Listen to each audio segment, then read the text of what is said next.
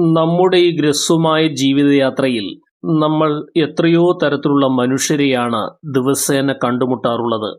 നമ്മളെ ആത്മാർത്ഥമായി സ്നേഹിക്കുന്നവരും നമ്മുടെ ചെറിയ സന്തോഷങ്ങളിൽ പോലും വലിയ രീതിയിൽ പങ്കുചേരുന്നവരും നമ്മൾ ജീവിതത്തിൽ ഉന്നതങ്ങളിൽ എത്തണമെന്ന് ആഗ്രഹിക്കുന്നവരും ഒരു വശത്തുണ്ടാകും.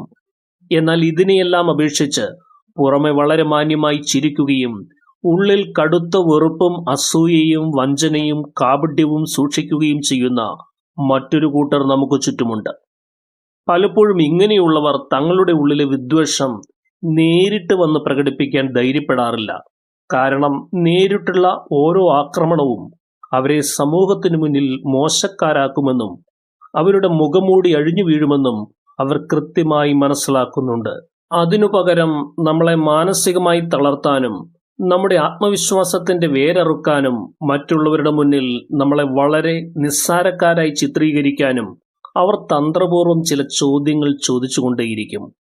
പാമ്പിന്റെ വിഷം അതിന്റെ പല്ലിലും, ഈച്ചയുടെ വിഷം അതിന്റെ തലയിലും, തേളിന്റെ വിഷം അതിന്റെ വാലിലുമാണെങ്കിൽ നമ്മളോട് വെറുപ്പുള്ള ദുഷ്ടമനസ്സുകളുടെ വിഷം അവരുടെ ശരീരമാസകലമുണ്ടെന്നും അതവരുടെ വാക്കുകളിലൂടെയാണ് പുറത്തു വരുന്നതെന്നും ആചാര്യ ചാണക്യൻ തന്റെ നീതിശാസ്ത്രത്തിൽ വ്യക്തമായി ഓർമ്മിപ്പിക്കുന്നുണ്ട്.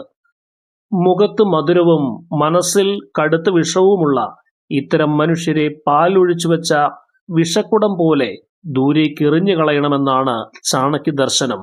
നിങ്ങളുടെ ചുറ്റുമുള്ളവരിൽ ആരാണ് നിങ്ങളുടെ വളർച്ചയെ ഭയപ്പെടുന്നത്, ആരാണ് മനസ്സിൽ വെറുപ്പ് സൂക്ഷിക്കുന്നത് എന്ന് കൃത്യമായി മനസ്സിലാക്കാൻ സഹായിക്കുന്ന, അവർ എപ്പോഴും നിങ്ങളോട് ചോദിക്കുന്ന ആ 8 ചോദ്യങ്ങൾ ഏതൊക്കെയാണ് എന്ന് നമുക്ക് വളരെ ആഴത്തിൽ പരിശോധിക്കാം. ആദ്യമായി ഇത്തരക്കാർ നിങ്ങളുടെ നേട്ടങ്ങളെയും വിജയങ്ങളെയും ലക്ഷ്യം വെച്ചുകൊണ്ട് ചോദിക്കുന്ന ചോദ്യമാണ്, നിനക്ക് ഇതൊക്കെ എങ്ങനെ സാധിക്കുന്നു എന്ന് എനിക്കൊട്ടും മനസ്സിലാകുന്നില്ല എന്നത്.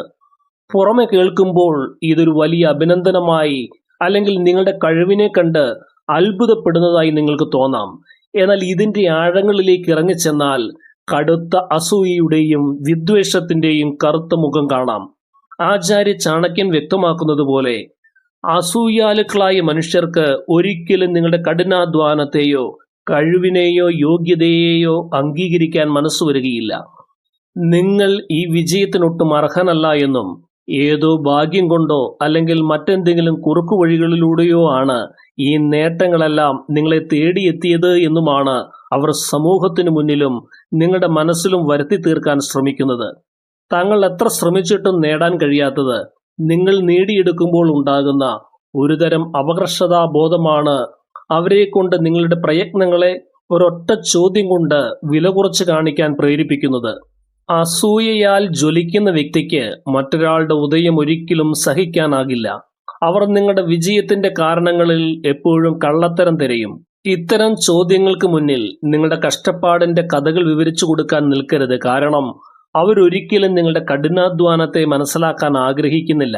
നിങ്ങളുടെ മൗനം മാത്രമാണ് ഇതിനുള്ള ഏറ്റവും മികച്ച മറുപടി. രണ്ടാമതായി, നിങ്ങളുടെ സുഖവിവരങ്ങൾ അന്വേഷിക്കുക എന്ന വ്യാജേന അവർ ചോദിക്കുന്ന കടുത്ത വിഷമുള്ള ചോദ്യമാണ്, നീ ഇപ്പോഴും ആ പഴയ നിലയിൽ തന്നെയാണോ, ജീവിതത്തിൽ വലിയ മാറ്റമൊന്നുമില്ലേ എന്നത്. ജീവിതത്തിൽ ഒരു പ്രതിസന്ധി ഘട്ടത്തിലൂടെ കടന്നു പോകുന്നവരെയോ അല്ലെങ്കിൽ വലിയ മാറ്റങ്ങളിലേക്ക് ചുവടുവെക്കാൻ ഒരുങ്ങുന്നവരെയോ ലക്ഷ്യം വെച്ചാണ് ഇവർ ഈ ചോദ്യം എറിയുന്നത്. നിങ്ങളുടെ ജീവിതത്തിൽ പറയത്തക്ക പുരോഗതികളോ സാമ്പത്തിക വളർച്ചയോ ഉണ്ടായിട്ടില്ല എന്ന് നിങ്ങളെ ബോധ്യപ്പെടുത്താനും നിങ്ങളുടെ ഉള്ളിൽ കടുത്ത ഒരു അപകർഷതാബോധം വളർത്താനുമാണ് ഇവർ ശ്രമിക്കുന്നത്. ചാണക്യനീതി അനുസരിച്ച് ദുഷ്ടരായ മനുഷ്യർ എപ്പോഴും മറ്റുള്ളവരുടെ ദാരിദ്ര്യത്തിലും തകർച്ചയിലും സന്തോഷിക്കുന്നവരാണ്. നിങ്ങളുടെ വളർച്ചയെ ചെറുതാക്കി കാണിച്ച് നിങ്ങളെ എപ്പോഴും ഒരു പരാജയമായി കാണാനാണ് ശത്രുക്കൾക്ക് എപ്പോഴും താല്പര്യമെന്ന് തിരിച്ചറിയുക. തങ്ങൾ മുന്നേറുമ്പോൾ നിങ്ങൾ പിന്നിൽ തന്നെ നിൽക്കുന്നു എന്ന് ഉറപ്പുവരുത്താൻ അവർക്ക് വലിയ ആഗ്രഹമാണ്. നിങ്ങളുടെ ലക്ഷ്യങ്ങളും വളർച്ചയും എപ്പോഴും ശത്രുക്കളിൽ നിന്ന് രഹസ്യമാക്കി വയ്ക്കുക എന്നതാണ് ഇതിനെ പ്രതിരോധിക്കാനുള്ള ഏറ്റവും മികച്ച മാർഗം. മൂന്നാമത്തെ ചോദ്യം നിങ്ങളുടെ അറിവിനെയും വ്യക്തിത്വത്തെയും പരസ്യമായി ആക്രമിക്കുന്ന ഒന്നാണ്. നിനക്ക് ഇതിനെക്കുറിച്ച് സംസാരിക്കാൻ എന്ത് യോഗ്യതയോ അറിവോ ആണ് ഉള്ളത് എന്ന് അവർ ചോദിക്കും. സാധാരണയായി 4 ആൾ കൂടുന്നിടത്തോ സുഹൃത്തുക്കളുടെ ഇടയിലോ അല്ലെങ്കിൽ ഒരു പ്രധാനപ്പെട്ട ചർച്ച നടക്കുമ്പോഴോ ആയിരിക്കും നിങ്ങളോടുള്ള വെറുപ്പുള്ള വ്യക്തി ഈ ചോദ്യം ചോദിക്കുന്നത്. സഭകളിൽ വെച്ച് പരസ്യമായി അപമാനിക്കുക എന്നത് ശത്രുക്കളുടെ ഒരു പ്രധാന തന്ത്രമാണ് എന്ന് ചാണക്യൻ ചൂണ്ടിക്കാണിക്കുന്നുണ്ട്. മറ്റുള്ളവരുടെ മുന്നിൽ നിങ്ങളെ ഒരു വിവരമില്ലാത്ത ആളായി അല്ലെങ്കിൽ ഒരു വിഡ്ഢിയായി ചിത്രീകരിക്കുക, അതുവഴി നിങ്ങളുടെ ആത്മവിശ്വാസം തകർക്കുക എന്നതാണ് ഇവരുടെ ലക്ഷ്യം. നിങ്ങളെ പ്രകോപിപ്പിച്ച് ദേഷ്യം പിടിപ്പിക്കാനും അതിലൂടെ നിങ്ങൾ ദേഷ്യപ്പെട്ട് സംസാരിക്കുമ്പോൾ നിങ്ങളെ ഒരു മോശം വ്യക്തിയായി മുദ്രകുത്താനും ഇവർ ഈ ചോദ്യം ഒരു കെണിയായി ഉപയോഗിക്കുന്നു. ഒരു വ്യക്തിയുടെ യോഗ്യതയെ ചോദ്യം ചെയ്യുന്നതിലൂടെ അവരുടെ അധികാരത്തെ ഇല്ലാതാക്കാൻ ഇവർ ശ്രമിക്കുന്നു. ഇവിടെ നിങ്ങൾ പ്രകോപിതനാകാതെ അതീവ ശാന്തതയോടെ നിങ്ങളുടെ ഭാഗം കൃത്യമായി യുക്തിയോടെ അവതരിപ്പിച്ചാൽ അവരുടെ ആയുധത്തിന്റെ മൂർച്ച അവിടെ ഇല്ലാതാകും. നാലാമത്തെ ചോദ്യം നിങ്ങളുടെ സന്തോഷങ്ങളെയും ജീവിതശൈലിയെയും ഇല്ലാതാക്കാൻ വേണ്ടിയുള്ളതാണ്. നീ എന്തിനാണ് എപ്പോഴും ഇത്രയധികം ഷോ കാണിക്കുന്നത് അല്ലെങ്കിൽ ആഡംബരം കാണിക്കുന്നത് എന്ന് അവർ ചോദിച്ചുകൊണ്ടേയിരിക്കും. നിങ്ങൾ കഠിനാധ്വാനം ചെയ്ത് പുതിയൊരു വസ്ത്രം വാങ്ങിയാലോ ഒരു വാഹനം സ്വന്തമാക്കിയാലോ അല്ലെങ്കിൽ നിങ്ങളുടെ ജീവിതത്തിലെ സന്തോഷകരമായ ഒരു നിമിഷം പങ്കുവച്ചാലോ ഇവർക്കത് മാനസികമായി സഹിക്കാൻ കഴിയുകയില്ല. ഒരു തെറ്റും ചെയ്യാത്ത വ്യക്തിയിലും കുറ്റങ്ങൾ കണ്ടെത്തുക എന്നത് ദുഷ്ടന്മാരുടെ നികൃഷ്ടമായ സ്വഭാവമാണ് എന്ന് ചാണക്യൻ പറയുന്നു.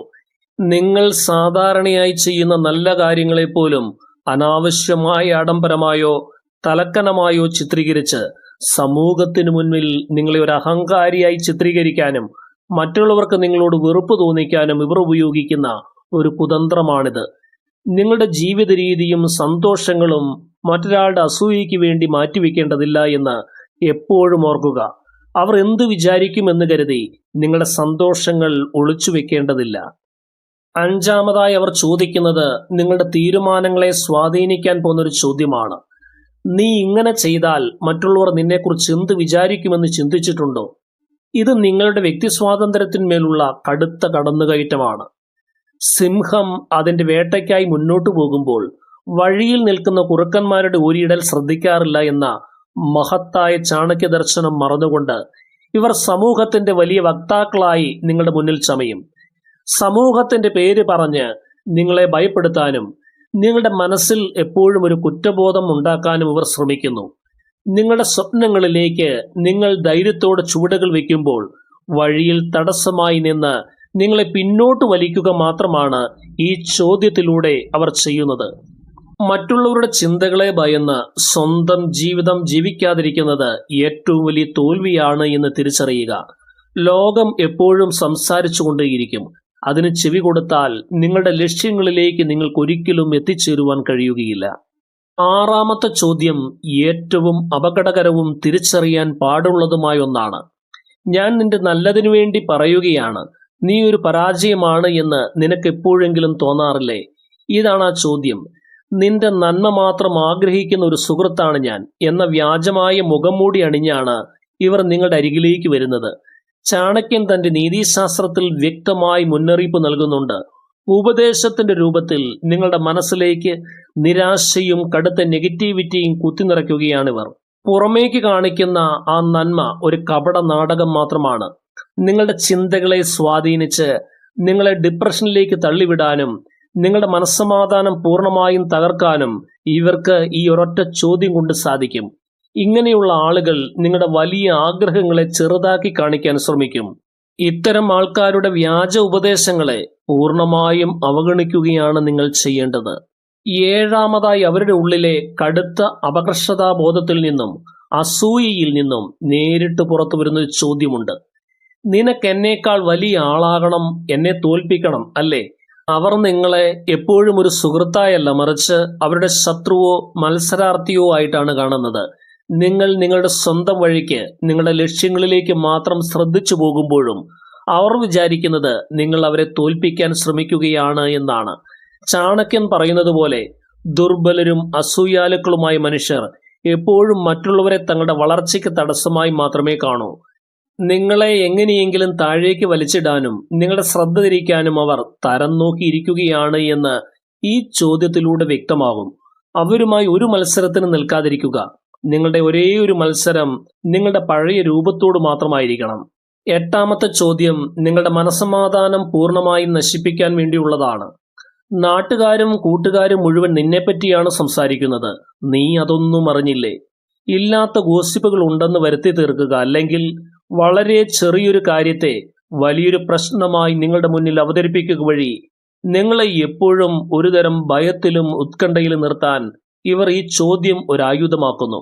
ശത്രുക്കൾ എപ്പോഴും വ്യാജ വാർത്തകളും ഗോസിപ്പുകളും ഉണ്ടാക്കി നിങ്ങളുടെ ശ്രദ്ധ തിരിക്കാൻ ശ്രമിക്കുമെന്ന് ചാണക്യൻ ഓർമ്മിപ്പിക്കുന്നുണ്ട്. ഇത്തരം ചതികളിൽ വീണുപോയാൽ നിങ്ങളുടെ പ്രധാനപ്പെട്ട ലക്ഷ്യങ്ങളിൽ നിങ്ങൾക്ക് ശ്രദ്ധിക്കാൻ കഴിയുകയില്ല. നിങ്ങളുടെ മനസ്സിന്റെ സമാധാനം കളയുന്നതിലൂടെ നിങ്ങളുടെ ഊർജം ഇല്ലാതാക്കുകയാണ് ഇവർ ചെയ്യുന്നത്. ആരെന്ത് സംസാരിച്ചാലും എനിക്ക് പ്രശ്നമല്ല, എൻ്റെ ജീവിതം മുന്നോട്ട് കൊണ്ടുപോകുന്നത് ഞാനാണ് എന്ന ശക്തമായ നിലപാട് സ്വീകരിക്കുകയാണ് ഇവിടെ വേണ്ടത്. സുഹൃത്തുക്കളെ, ആചാര്യ ചാണക്യൻ തന്റെ ചാണക്യനീതിയുടെ അവസാന ഭാഗങ്ങളിൽ വ്യക്തമായി ഒരു കാര്യം കൂടി ഓർമ്മിപ്പിക്കുന്നുണ്ട്. ഒരു പാമ്പും ദുഷ്ടനായ ഒരു മനുഷ്യനും നിങ്ങളുടെ മുന്നിൽ വന്നാൽ നിങ്ങൾ പാമ്പിനെ തിരഞ്ഞെടുക്കുന്നതാണ് നല്ലത്. കാരണം പാമ്പ് അതിന്റെ ജീവന് ഭീഷണി ഉണ്ടാകുമ്പോൾ അല്ലെങ്കിൽ കൃത്യമായ സമയത്ത് മാത്രമേ കടിക്കുകയുള്ളൂ. എന്നാൽ നിങ്ങളോട് വെറുപ്പുള്ള ഒരു മനുഷ്യൻ, അവൻ നിങ്ങളുടെ ജീവിതത്തിന്റെ ഓരോ ഘട്ടത്തിലും ഓരോ ചുവടിലും നിങ്ങളെ അപമാനിച്ചും തളർത്തിയും ജീവനോടെ കൊല്ലാൻ ശ്രമിച്ചുകൊണ്ടേയിരിക്കും. അതുകൊണ്ട് നിങ്ങളുടെ ജീവിതത്തിലും ഇങ്ങനെയുള്ള 8 ചോദ്യങ്ങളുമായി ആരെങ്കിലും വരുന്നുണ്ടെങ്കിൽ മനസ്സിലാക്കുക, അവരുടെ ഉള്ളിൽ നിങ്ങളോട് കടുത്ത വിദ്വേഷമുണ്ട്. അങ്ങനെയുള്ളവരോട് തർക്കിച്ചോ അവരെ തിരുത്താൻ നോക്കിയോ നിങ്ങളുടെ വിലയേറിയ സമയം കളയരുത്. അവർക്ക് നൽകാൻ പറ്റിയ ഏറ്റവും വലിയ മറുപടി മൗനം പാലിക്കുക, അവരിൽ നിന്ന് പൂർണ്ണമായും അകലം പാലിക്കുക എന്നത് മാത്രമാണ്. നിങ്ങളെ തളർത്താൻ നോക്കുന്നവരുടെ മുന്നിൽ പുഞ്ചിരിയോടെ കൂടുതൽ ശക്തമായി മുന്നോട്ട് പോവുക.